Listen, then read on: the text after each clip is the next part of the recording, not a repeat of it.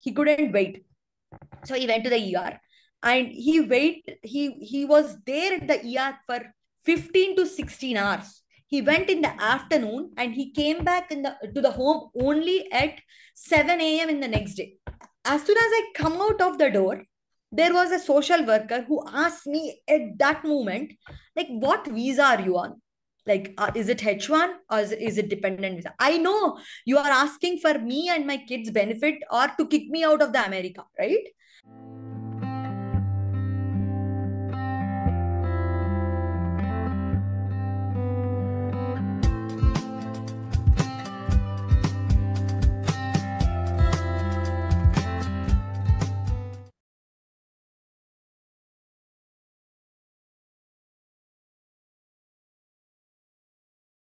Hello, everyone. Welcome to another episode of Desi Return. Today, I am really excited to have Sahiti on our show. Sahiti and her family were working in India, had kids, everything was going well. They went to US in 2016 after an unfortunate incident, which we will get into more details during the discussion. She has decided to move back to India in 2024 after 8 years. Uh, this episode is special. I think I just want to thank you, Sahiti, for being open and willing to share this emotional journey, which isn't easy to share with a wider audience. So I really appreciate it. And I'm really, really, really looking forward to the discussion, especially like if you have this unfortunate incident, how you handle it, and when you realize what's going on, what's important in the life, and also deal with, wrapping up stuff and making a decision. So with that, welcome Sahiti to the show and really appreciate you taking the time and talking to us. Yeah, thank you. uh Before that, I want to say, like, your platform was really helpful. Like, I personally got motivated, like when I took the decision. I saw multiple videos of, like, couples, single parents. I was searching for different cases and I found exactly the scenarios and situations that I was looking for, and I got the appropriate information. I don't have enough words to thank you on that. Yeah.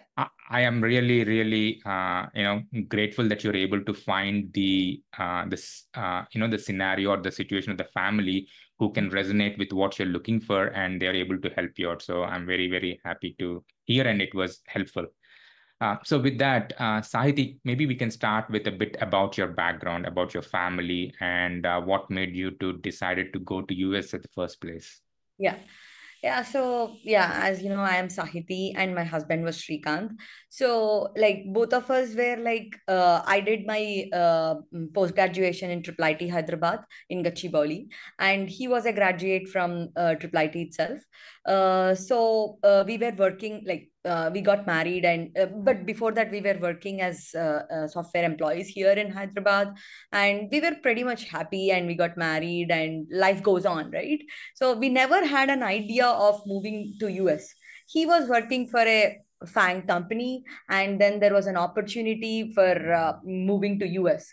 So, as every other Indian and as every other Indian's American dream, we thought, yeah, life though it is sorted here, we thought, like, if, like, we were early, like we were just entering into 30s, and we had a kid by then.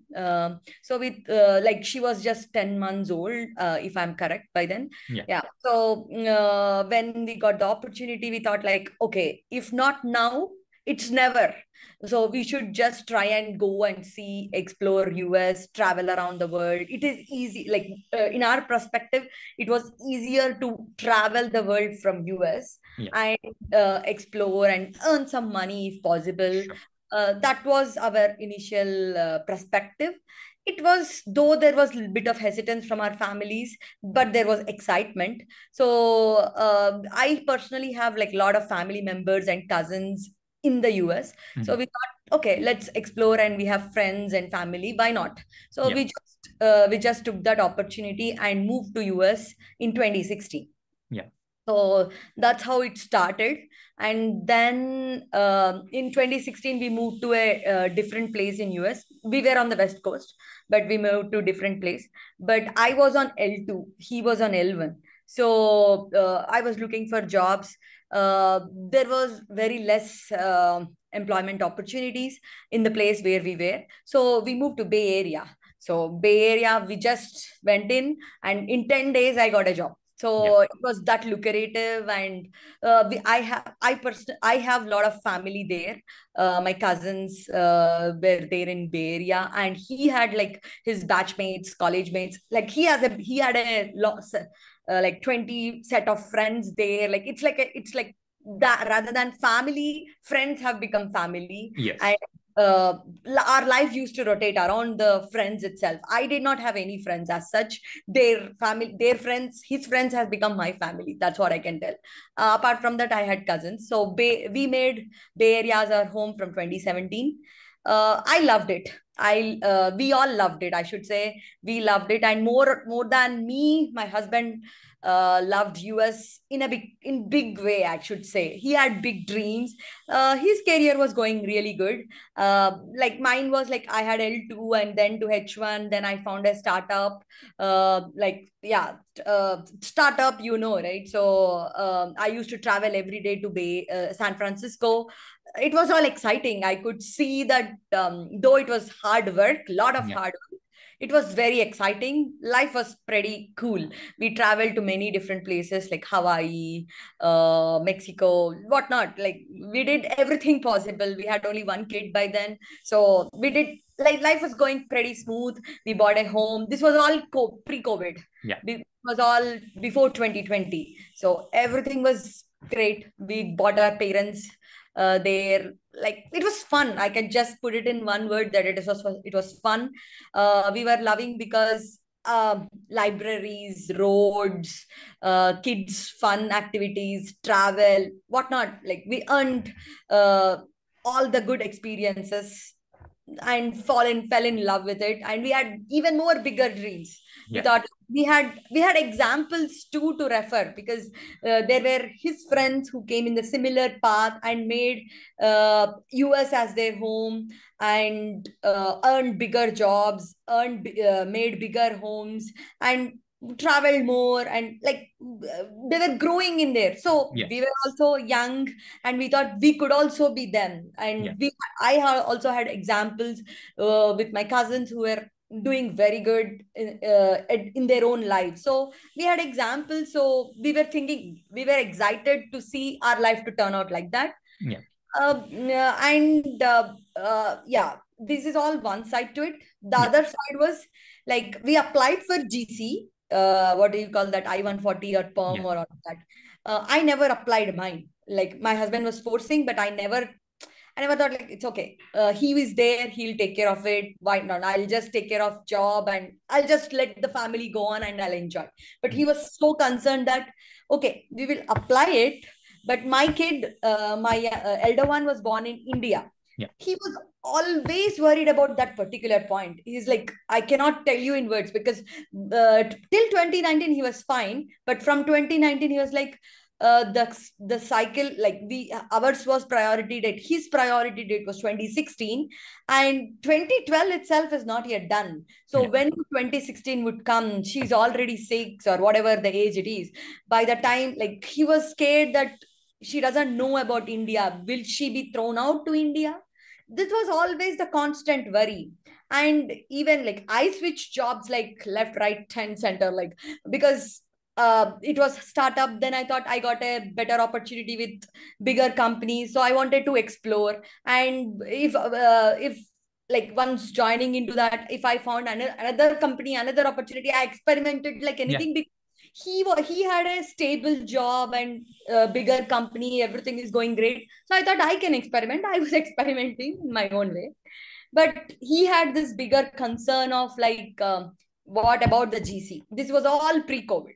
Yeah. And COVID hit, he changed his employer, and we were all homes again. We were in a beautiful, wonderful neighborhood where, if not for COVID, we wouldn't have made such great friends. Yes. Our life was only with cousins and friends. We never looked at who is at the next door. But because of COVID, we had a garage and all, and our kid was not even going to school. So we would work in the garage, and she would play outside the garage, and all the other side doors, Kids. Yeah. kids would come and play. That was that was the beautiful experience. So 2020 also went well.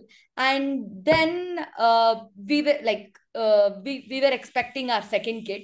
Life is smooth. You see, there is not even a single problem. Life is Yeah. perfectly smooth. We were a happy family. We had dreams of buying new home, and we had also plans that, okay, GC is not working here, so let's move to Canada. Yeah. So he was talking with his employer and making plans. He also had talks with few of his friends in Canada, and thinking about moving there in once our second daughter was born. Yeah. And like after 3 to 6 months, let's move there. That was the plan. Everything was started out. Things were going smooth. Everything was okay.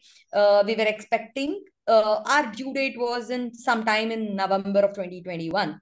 And come October 2021, I repeat, there are no problems with his health, nothing. He was happy, he was healthy, nothing.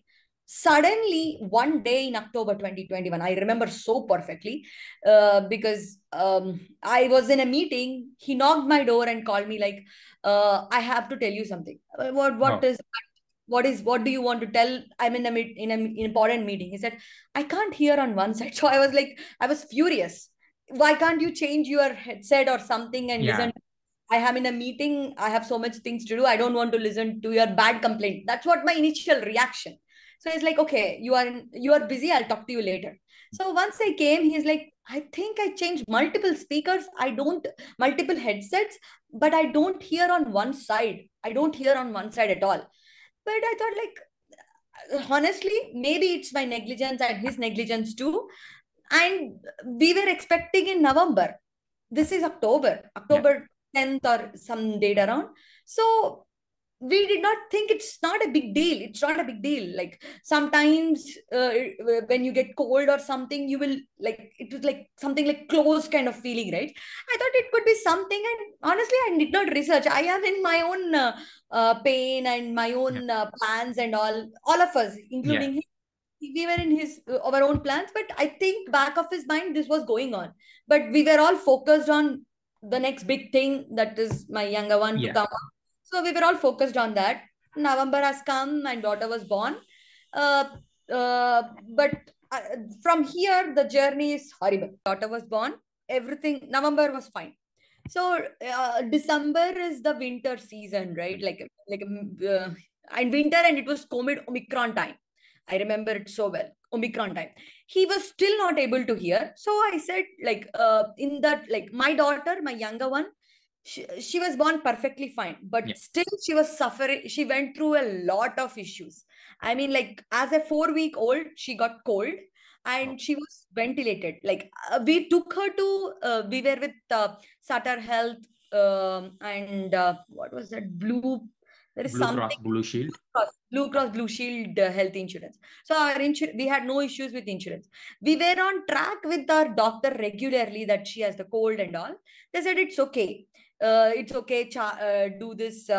Whatever you can do with the 4 week old. We tried all those things, but one day she was not breathing right. So we rushed to the hospital, and it was a event by itself, I can say. Then she was put on a ventilator. So from then the journey was not smooth. We were suffering with her till May of 2021. Hmm. Sorry, May of 2022. 22. She had cold, and during that time, again, like, we were suffering with all of these issues. He I think his issue was going back. Like, he knew what was happening, he couldn't hear, but because of so much busy thing, we were never able to focus on him, right? Yeah. So she got cold and she was ventilated, and then she came back home. We are perfectly sanitized and all, but she got COVID. She Oh. got COVID as a 2 month old. She got COVID. Again, she was hospitalized. She was taken to Lucille Packard Children's Hospital. She was hospitalized for 1 week again. You know, when she was admitted, the first statement that the nurse told me, not the doctor, the nurse told me that, uh, don't have high hopes on your daughter. You might have to transplant. I don't remember those words. Though you might have to do a lot of there was some word with COVID transplant and all of that. And she is just 2 week old. So I'm highly suspicious if she will survive. So, and as it is COVID time, only one parent is allowed inside. I can't explain the pain. One parent stands outside and one parent stands inside. And like I have to listen to all of that, and only one parent has to go through all of that. Thankfully, she's out of it. I don't know what they did, but she's out of it. She fought. They did nothing. They did nothing, but they just stayed with the words. And even with her initial cold, also, there was no proper on time treatment. We were on track with her. From then I was like, I used to message for every little thing to the doctor. And like, she has the small pimple, is that okay? She has the small sniffle, whatever, like every small little thing I used to keep track. In between all those things, my husband has gone to his physical checkup, and the doctor has to, like, that was in. Yeah. And my daughter was admitted, like, while this was, he went to the doctor. So the doctor, that was a physical checkup, and the doctor said like, yeah, you might not be hearing. It's a physical checkup, so you might not be hearing, but I think he's 37 by then, 36 actually by then. So he said like, yeah, sometimes you might lose hearing on one side because of genetics, or there could be tumor.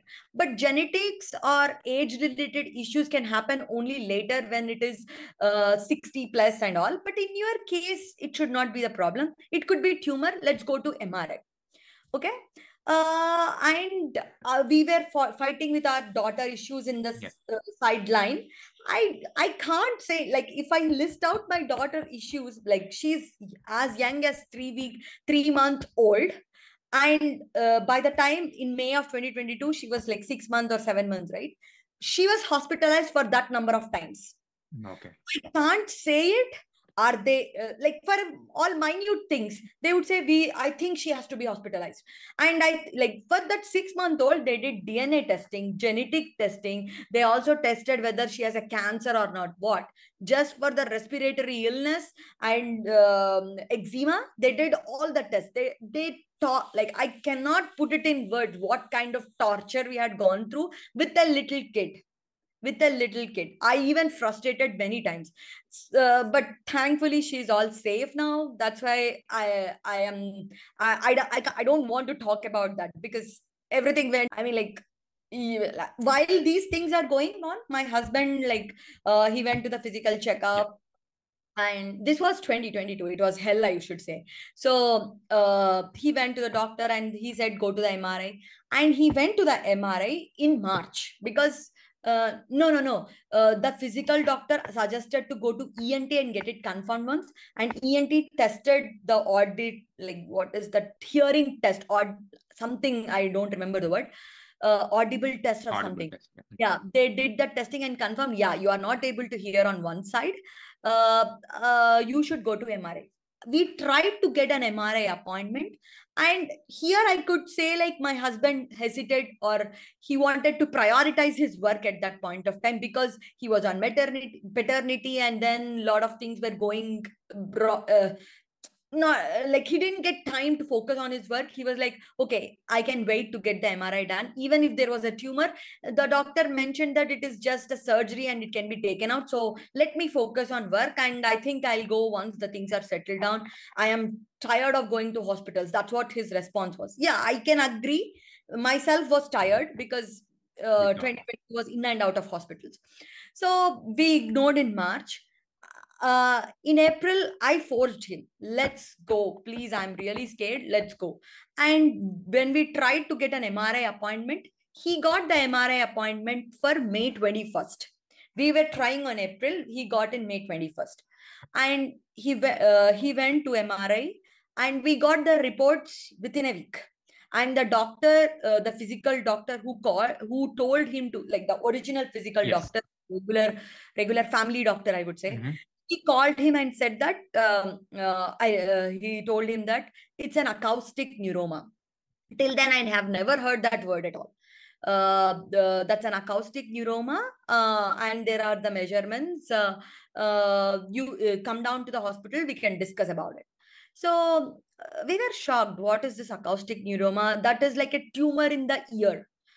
By then we didn't know that the tumor has grown into the brain. We did not know about that at all. Yeah. So he, like, as a doctor called up and told him to come down, he went to the hospital and spoke with the doctor. He immediately said, like, yeah, your tumor has grown into the brain, you have to go to the surgeon, he will talk about the next steps, when you have to set the surgery date and all of that.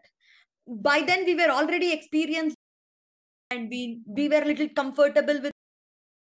So I thought, we did not like the way the original first doctor was treating, like directly written down to surgeon. We did not like it.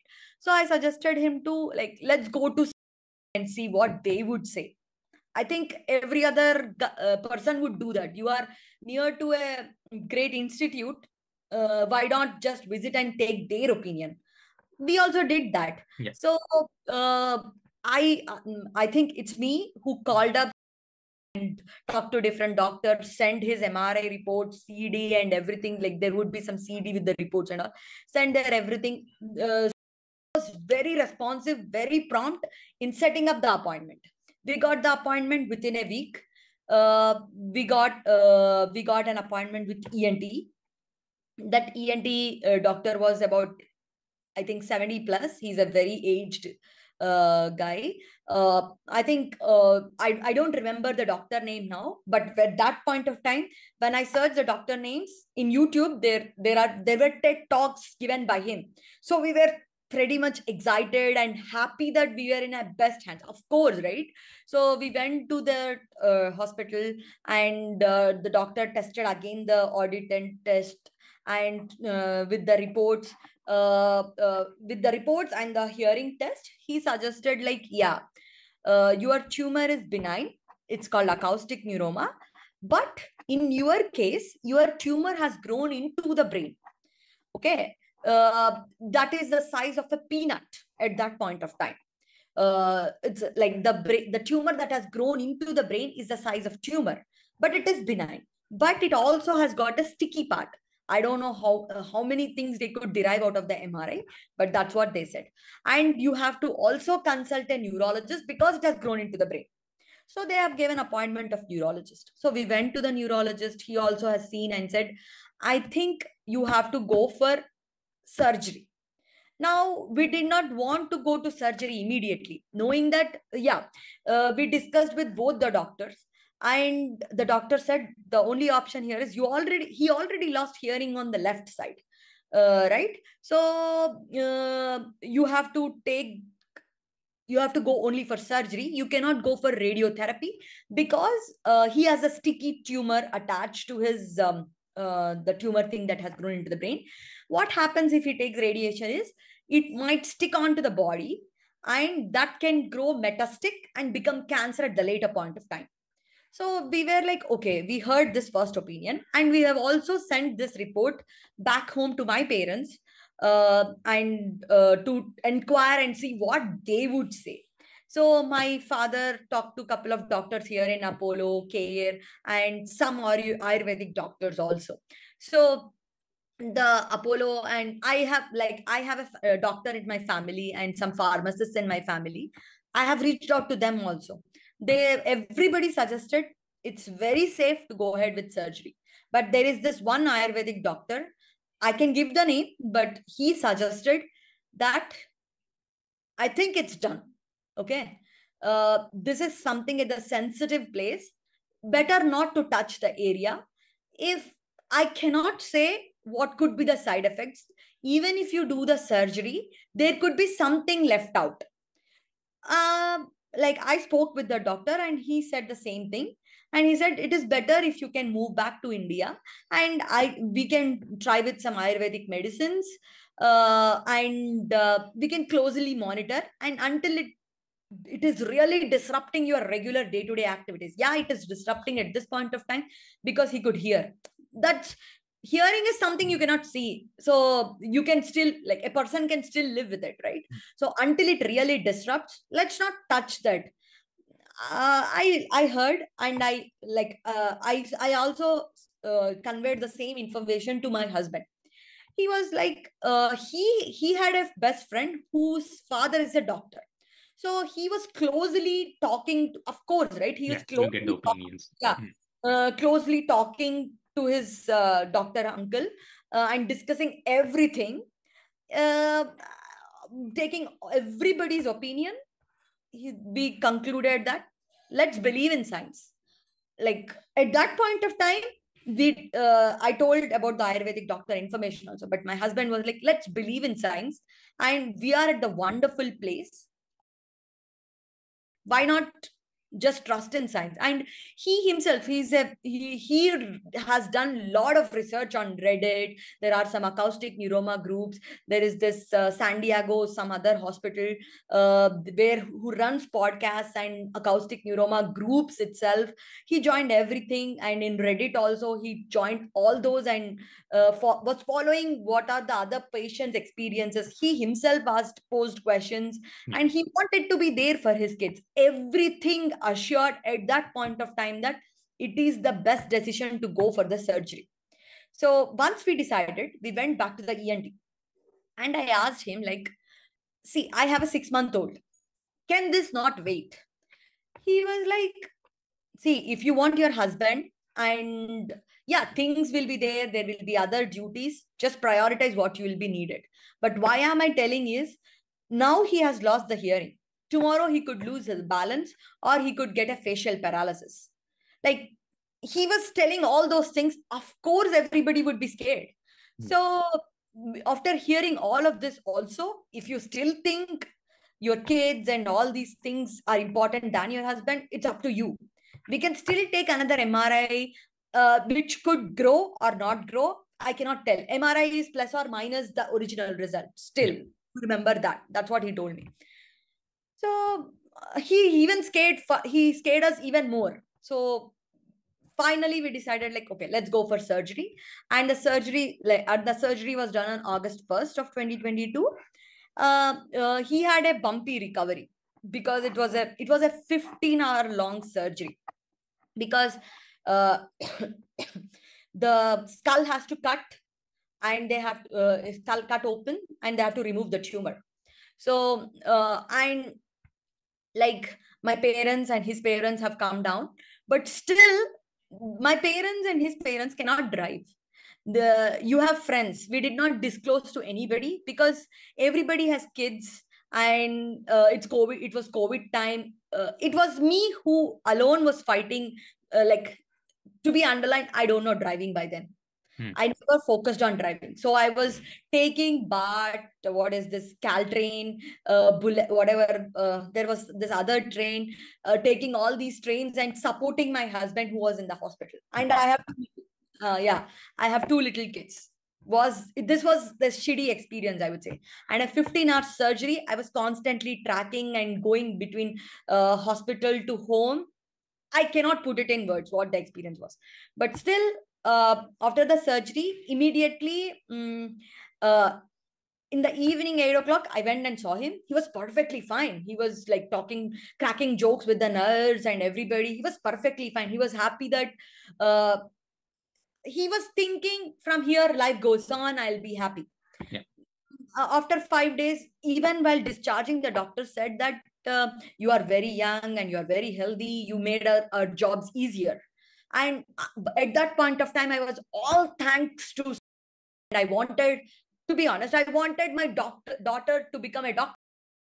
Like, I had all those dreams. I'm just speaking out of my mind. Sure.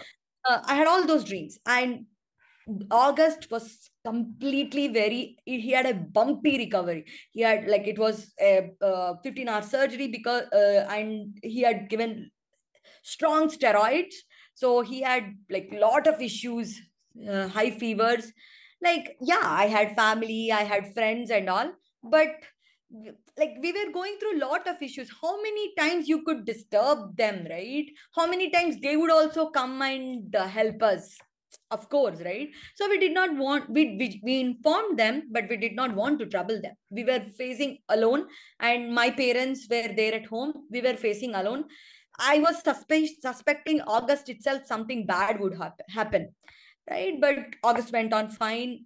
Like in August, there was prompt response from for every small issues. I was on top of it. I used to get like if he like I was like a complete caregiver to my to three people, like to two of my kids and him. Like I used to observe, okay, he got a tiny thing message and I would get a response. If they asked him to get to the hospital, I would take an Uber and I would go to the hospital. That was the scenario. August was perfectly fine. He did not go back to work. He took a break from work because he had this bad surgery.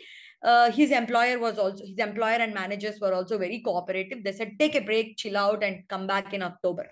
And he took that California EDD something benefits and maternity and took all the leave till October. October 2nd was his birthday. So he joined on October 4th, October 3rd or October 4th. Till then, life was going perfectly fine. His parents went away. My parents went back in on October 17th. He himself drove to the airport and send them off. Yeah. Till then, he was perfectly fine. And after then, we like in September and October, we roamed entire San Francisco Bay Area. We went to Monterey, we went to like all the like our parents were here. So why do we in the pain all the time, right? So let's go out. We took the opportunity and went to he drove to all these places: Monterey, 17-mile drive, beaches, Santa Cruz, everything. We went before, but we wanted to keep ourselves busy and make the environment happy.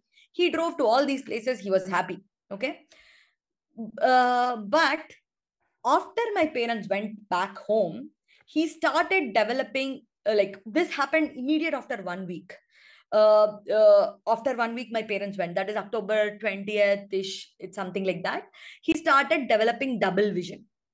Like he would stand in front of TV and he would test himself, like, can I see with one eye? He had the spectacles, so he would say like, I cannot explain you because only a person with specs can understand what I'm experiencing. I cannot see it properly. Is it my sight, or is it my sight increased, or is this glasses not enough? He was testing like that.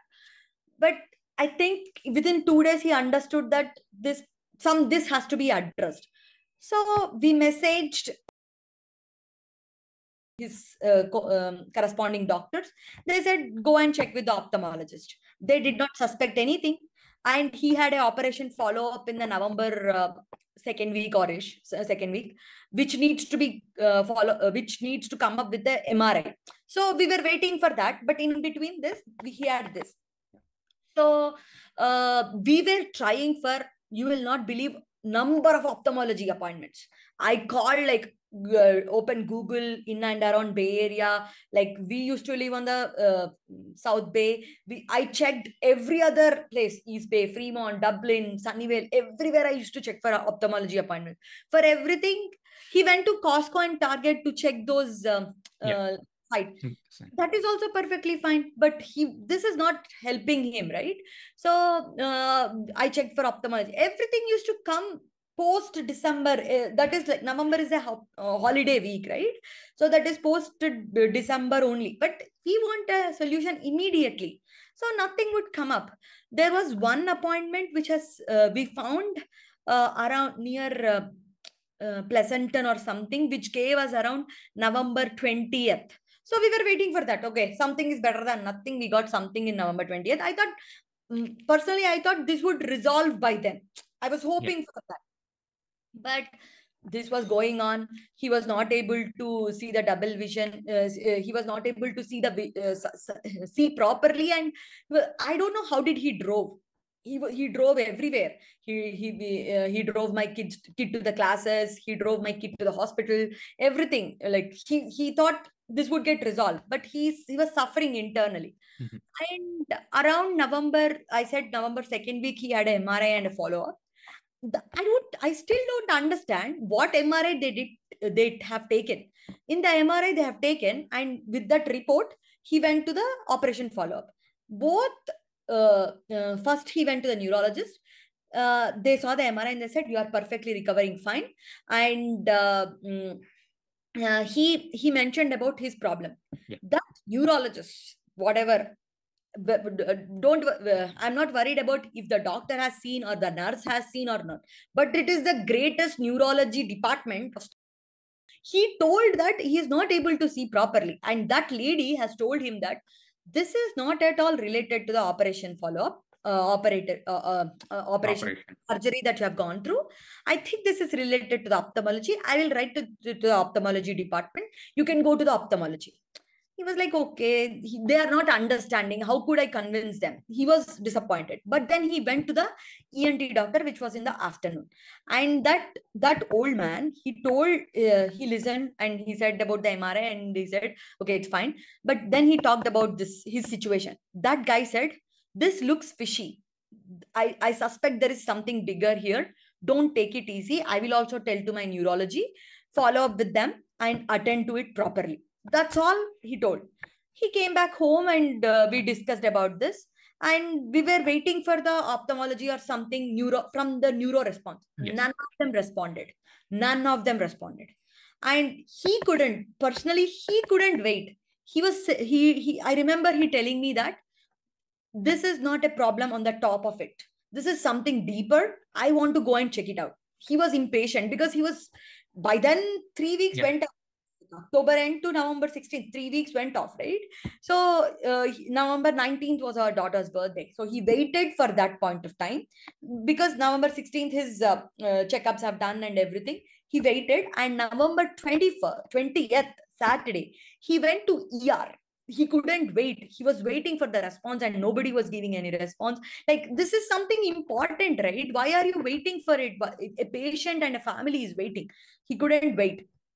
So he went to the ER and he was there at the ER for 15 to 16 hours. He went in the afternoon and he came back to the home only at 7 a.m. in the next day. Okay. And that was holiday week, like November, it's a holiday week. Like, none of his friends were there. None of my neighbors were there. Like, everybody, like, I can't say wrong to them, but I'm just speaking about the environment. Yeah. Everybody went to holiday. Our doors were locked. Me and my 2 kids were at home and he was at ER. Like, I was constantly talking to him. What happened? He was not replying to anything. He said, wait, I'll tell you everything. And he came back home at 7 o'clock and then he concluded that his BP was super high. BP, like, I asked the number. He said, I can't tell you because you will be scared. I don't want to tell you. So, but why the BP is high? He never had a BP complaint. Why the BP was high? He told the ER team has done several tests and they concluded that he has developed a surgical side effect. That's a operation side effect. That is called dural AVF. I haven't heard any of such before. So what that means is they have cut open the cut open the skull and they have to place it back, right? They have recorded the video of the surgery and they have given us the CD also to check everything and all. I don't know what to say about that. But while stitching back, I think the new skin could not adjust to the existing infrastructure and some nerves got joined. I don't know how strangled to tell. Or strangled. Something got strangled. I don't know what to say about this. None of them, like they said, after when we talked about them, they said this could happen to one of the patients who has undergone a brain surgery. But you will not believe, nobody has talked about this side effect. None of them, neither ENT nor neurologist. They told that you could have a leakage or you could have some stitching issues and all of that. Nobody has talked about that. And because of that strangulation, that is like there are some nerves strangled. So the operation is getting compromised. Your eye is getting compromised and that is adding pressure. Something is doing extra work, right? So it is doing pressure, and because of that pressure, your BP is high, and because the BP is high and the vision is compromised. So now what is the solution to this? The solution to this is brain angiogram. Like that is, they have to do brain angiogram. So I think the ER doctors told him to admit immediately. But that poor guy who went alone to the ER, he got scared. He got scared and he said, I will have to go and see my family once. Yeah. And he came back. So I asked him, why did you come back? We are struggling here to get an appointment. Why did you come back? He was like, he was in tears. I was really scared. I don't know, like there was nobody. There was like I was thinking to, like, before he going to ER, I was thinking to inform to some of my family or some of his friends and some or neighbors. But the situation was, couple of my cousins were traveling, couple of his friends were traveling, couple of his friends were expecting, and couple of my neighbors were vacationing because it was holiday time. So this was the situation. So like if the persons who I could feel close to were not in the town, or they're expecting, why, like my husband was like, why would you trouble them? They are in trouble, they are in their own troubles, right? Why would you trouble them? So let's face our own things, like let's face by ourselves. Like I was like, I cannot put it in words what was the pain I was feeling. Like uh it's like, it's the real scary thing. I mean, like, I am all alone, like there is nobody else who can come and help us. Like I have to take care of kids, I have to follow up that, right? So it was Yeah. really scary thing. So after that, he came back home. Now I messaged the neuro again. They said like, oh, I think I remember, my husband was the message was my husband was diagnosed with dural AVF. So, can you please give us an appointment? And they have suggested in the ER to undergo a brain angiogram. Can you please do that? I like that was Yeah. the simple words. That was the message that I put. The response from the neuro department was, I think your husband is already admitted in the hospital. It's been taken care of. Then I said, no, he came back to the home. We need an appointment for that. That I was like really shocked. Don't they know that he got discharged? And we need an appointment now. They said like, okay. After a lot of back and forth, they gave an appointment on November 23rd. I think I might be wrong with the dates, but November 23rd they gave a date. They gave a date. We were prepping ourselves to go to the appointment. He woke up. He got ready, but we will get a call saying like, your appointment is cancelled because there is another patient who got a heart attack, and that case is more priority, your case is not priority. It was cancelled once. So we called up and we said, okay, when are you going to give the next appointment? They put us on hold and said, okay, you might get an appointment on the same day. Okay. After a lot of back and forth, they said, okay, you are not getting today, you will get another appointment on November 26th. Again we got ready, prepped ourselves and getting ready. Again they cancelled. Mm. And again we, like, he cannot follow up because Yeah. he is suffering. Suffering. Yeah. So I will be following up, right? So like, it's not like in India, at least you can go from one doctor to the other doctor. Here we had no issues with the insurance. We are like, I even checked to see, can I sue the hospital because of they are not giving the appointment, right? No, the hospital is saying that we don't have enough infrastructure to support your patient, so they're not taking itself. So it is not as per the law. That's what I found out. They cancelled again the appointment on 26th. Again I struggled, talked, like they will not talk, it's only to the message. But I messaged, I called and cried. We were researching to identify what can go wrong with this. Yeah. So like I was scared. I cannot put it like what can Yeah. happen. So I was communicating the same thing to the hospital. I even wrote the message saying like, we have young kids, you know, though it could not be priority at the moment, you are making the case to be priority. Please address at the earliest Early. possible. This was my message. They gave another appointment on 20th, 28th. They cancelled it again. Like this time, he already entered into the Uber, and they cancelled it again. And this time, I literally I called up the ENT, I called up the neuro, I called up the emergency, I called up everybody, and I told like, please, you are making the case priority. Please give us an appointment.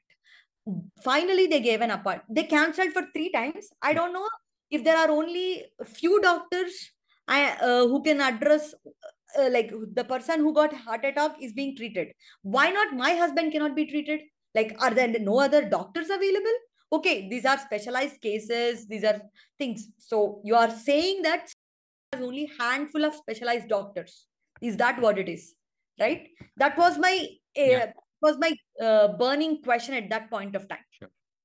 So he got the appointment on December 5th. I think by then he was like, to me, he told me that only left eye he cannot see, but I think by then he cannot see two eyes. Wow. He developed double vision on both the sides. To my explanation and my understanding to that is, yeah, the pressure is building. You are canceling the appointment for multiple times and you are causing the family to undergo a lot of pressure. He's a responsible father and a husband and a employer. I don't know how did he work at that point of time. He went back to the work, though he's suffering to this. He used to always sit in front of the laptop and work. I was communicating with doctors, getting appointments and everything. He got the appointment on December 5th. They asked him to come on 5 o'clock. At 5 or 6:30, I remember. My cousin, like this time I informed my a cousin who has no kids. We wanted to not suffer or trouble anybody else. So we don't know how could this turn out, right? So who has no responsibilities. Thankfully there was a cousin. We called him up and he dropped him to the hospital. He was there at the hospital by 6:30. Again, this was COVID time. I can't say that was COVID time or not, but that was December 22. But as per the doctors, only the patient is allowed inside.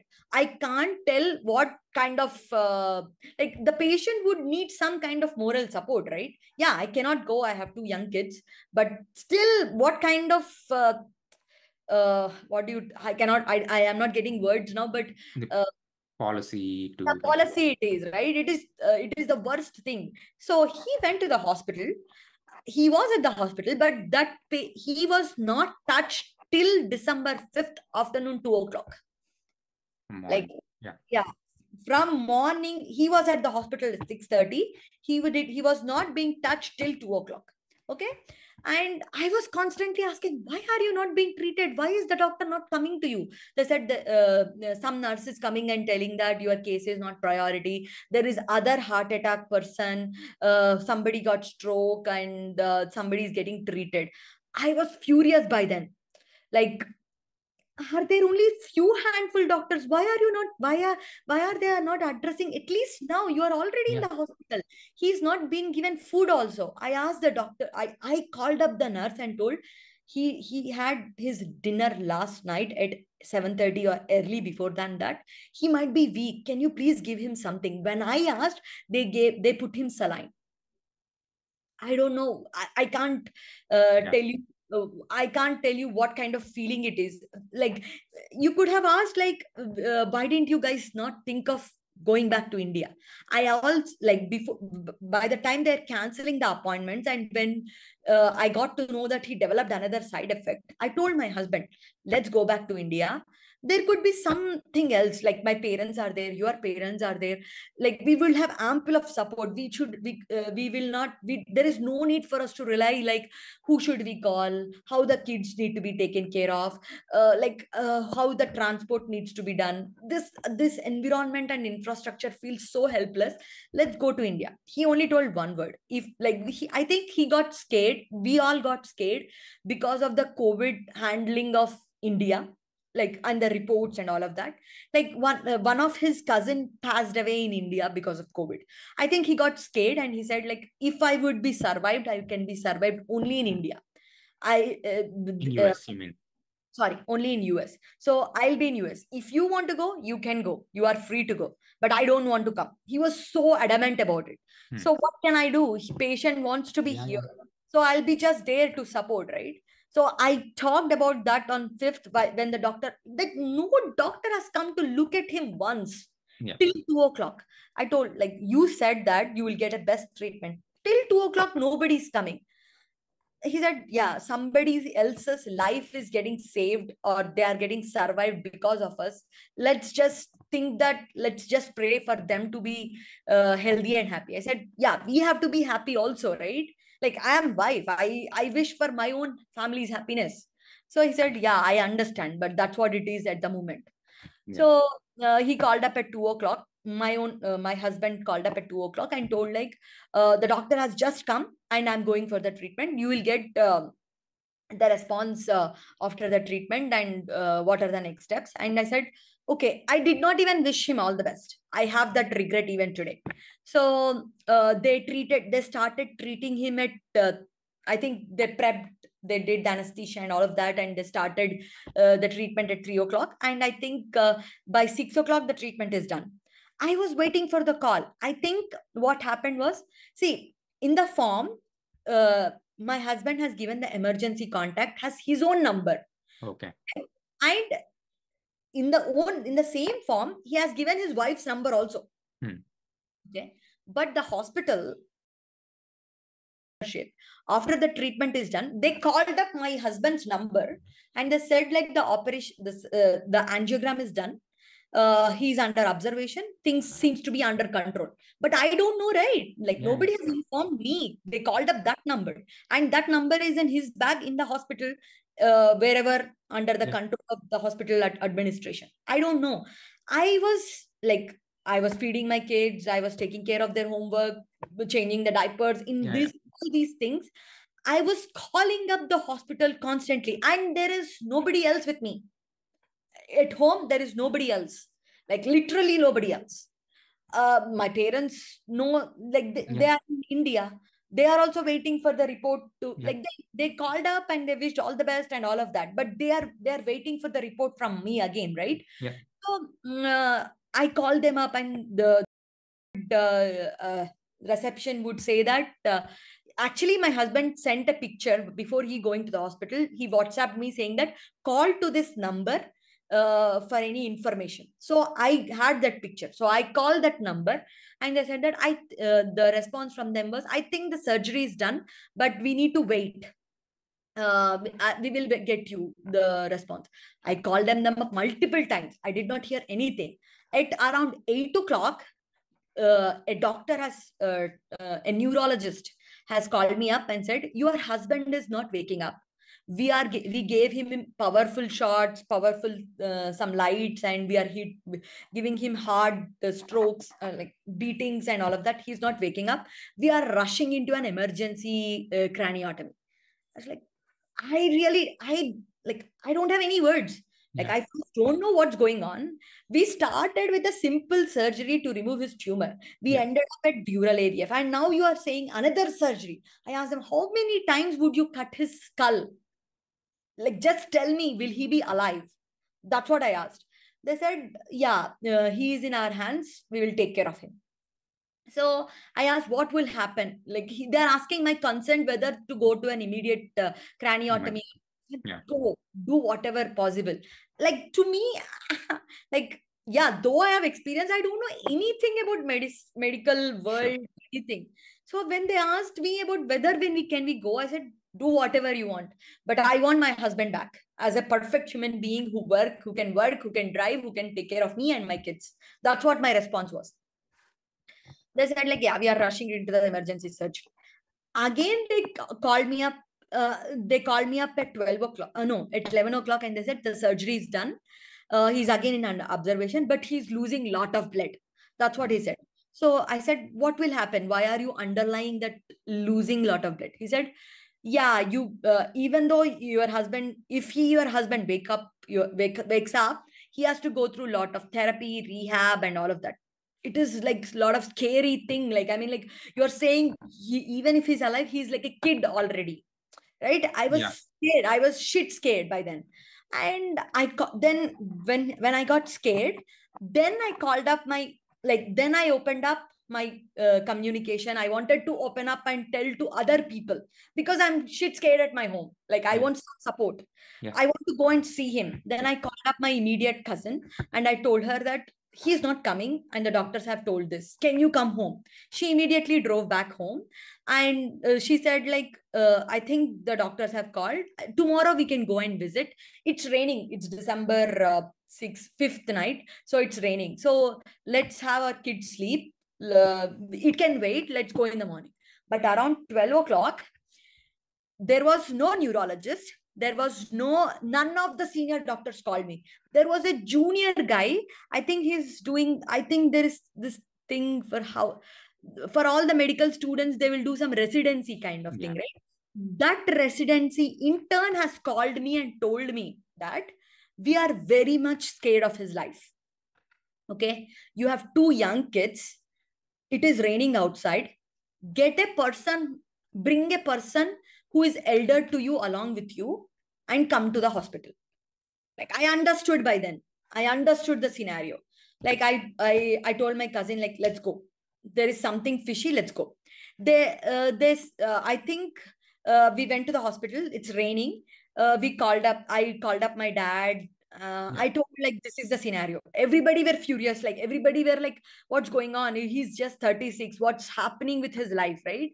So I think my parents were also prepping back home to come to US. Yeah. And we went to the hospital. You will not believe, they made us wait. I think the patient was, I can't say it is patient or dead body or what it is by then.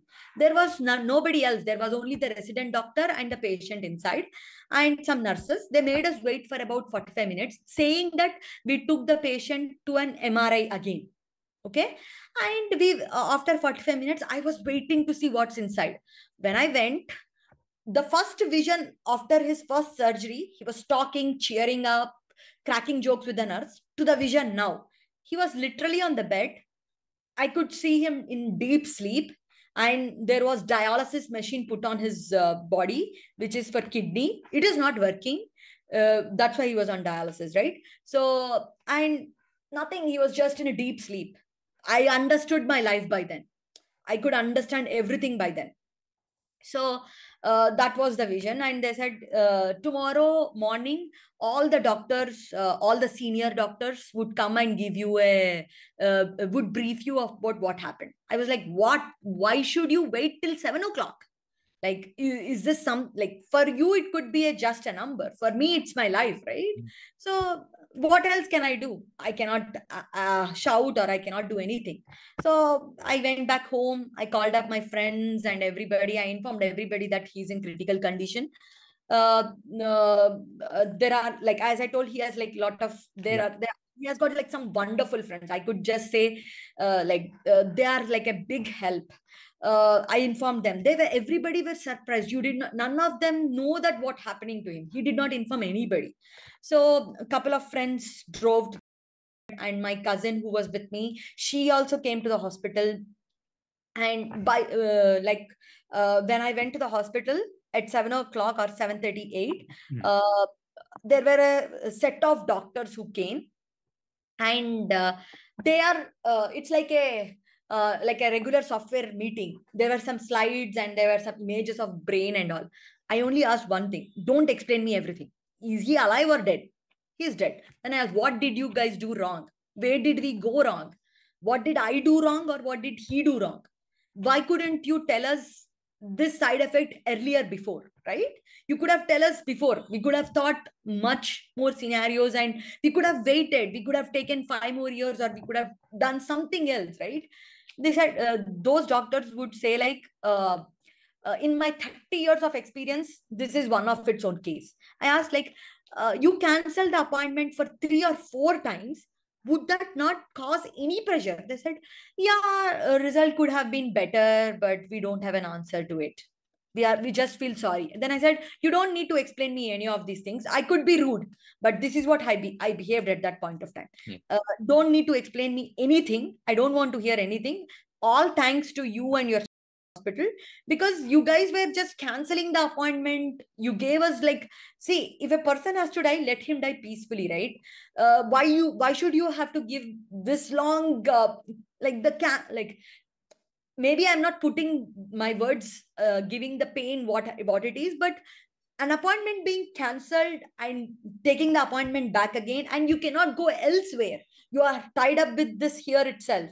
I like, it is not the easy thing to face. And again, you have to sit with the nurse, sit with the doctor, and get back an appointment. I don't know if my words are telling the pain that I've undergone, but it was not something easy. And for that person, he's going through that side effect thing from October end to November, till the time pressure could have built, and then from November to canceling the appointment, again the pressure could have built. I think whole of this thing could have been avoided. That's what I want to communicate. Yeah. That's it. But when he was declared dead, I just told him one thing: he was a strong person who walked to the hospital, walked to the hospital and now coming back to the hospital as a dead body. I don't have enough words to say very much. I am thankful to you. I was like, this is not a hospital. This is something worse than hospital. As soon as I come out of the door, there was a social worker who asked me at that moment, like, what visa are you on? Like, is it H1 or is it dependent visa? I know you are asking for me and my kids' benefit or to kick me out of the America, right? But that is not the time. Yeah. That is not the moment. You could ask my friends and family, me. Like, I wanted to hit her at that point of time. I'm really sorry, but Yeah. I wanted to I'm coming outside of a room where my life changed forever, Yeah. where I couldn't meet a person forever, and my kids' future has changed, right? So what can I tell? Like, why do you care of the visa? If you want to get me out of the USA, I don't care Yeah. at that moment, right? Yeah. This is the story. Like, why I wanted to tell, why, I don't know if my words have put in enough details, but I want to highlight another thing.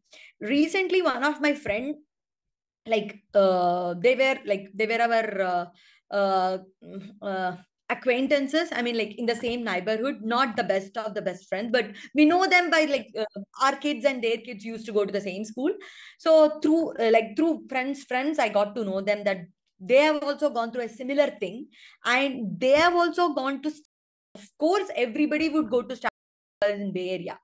They have also experienced the same thing, like negligence, not giving the appointment at the right point of time, though they have proper insurance, and that person is dead now. Like, all I can say at this point of time is, like, I'm not pinpointing at anybody. I don't want any medical or legal cases or anything. I also thought about suing the hospital, but people informed me that high number of lawyers and everybody. Our case is one single tiniest of the tiniest case. Why would you care about it? Why would they care about it? You would lose lot of money. Your husband would never come back. So that's why I stepped down. But, like, after hearing all of these cases, people expiring at the earliest ages who could live a full life, I can say that it is just because of the US infrastructure and healthcare. uh, Things have been worst like that. Like, having been moved to India, I could see, like, how, like, I haven't experienced, like, there could be worse cases here too, but I can see, like, if not this hospital, I can take him to the other hospital. There could be other hospital, like, if not hospital A, there could be hospital B, hospital C. Like, we have in Hyderabad or Bangalore or anything, we have number of hospitals. Yeah, there could be situations where there is no oxygen available and all, but at least to me, I'm not stuck to one doctor, right? Yeah. No, I mean, I know it's a very hard thing to, explain and go through. I mean, I think it comes from your words, the pain that you have to go through with the young kids Yes. and unable to do anything to, get things done, right? Like, the scheduling the appointments or, it just in an other end and a receiving end, that I can feel it and then I can hear that pain. I think the key thing that you are trying to, I mean, if there are a few things that I can just summarize from what I heard, it's the helplessness. Even though you have friends and family, like, Yes. people like around, there is this concern that you don't want to bother them. I mean, even though you're going through the pain and you're going through not a good time, I mean, you just need some support, but at the Yeah. same time you're being cognizant and not to bother them is one aspect.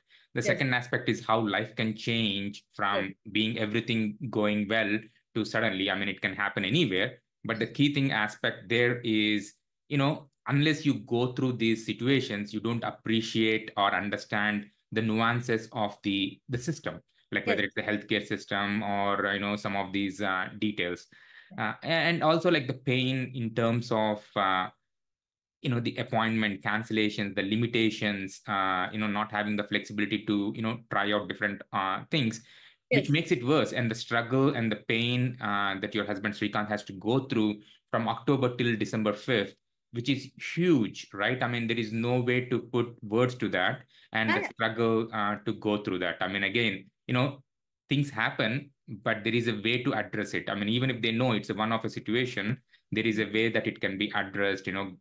prioritize Yes. prioritize. I mean, it's not like, it's a bigger hospital, a lot more faculty there, a lot more doctors. This is not like a not one doctor is taking care of all the patients, like the rotation doctors and all that stuff. Exactly. My only concern is, see, we have from my childhood, I have seen n number of Indian movies where hospital are being misused. We have seen like they would keep the dead body inside and they would rotate and all of this. We have seen n number of situations like this in India also. But there is a flexibility. If not here, you can go to another place, another doctor, and yeah, we have seen COVID mishandling also. That scared us. But I think I spoke to different doctors here. Like after coming back to India, I spoke to a couple of doctors. They said like your case is just bad luck because we have handled such cases here with ease.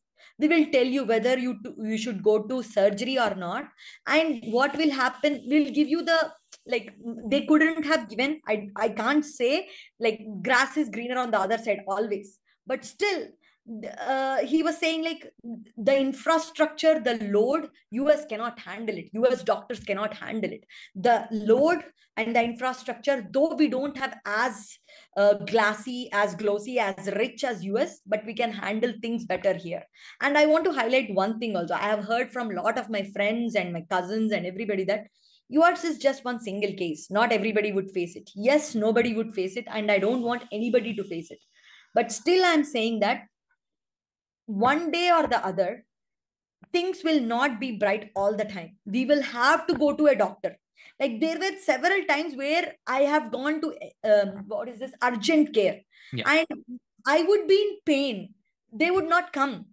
We have to wait for you. Would they will make us sit there for 2 to 3 hours, and only after 2 to 3 hours you will get an appointment. It's always people are more, resources are less. It's always the case.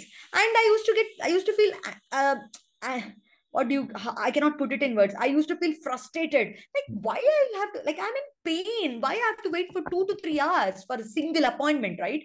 Like, you have world-class facilities, you have world-class infrastructure. Just add more doctors, like even like not just to that. Like when a young kid is going through cold, cough, all these things, just go and check in the prime winter season to get an appointment for an urgent care. You will not get it.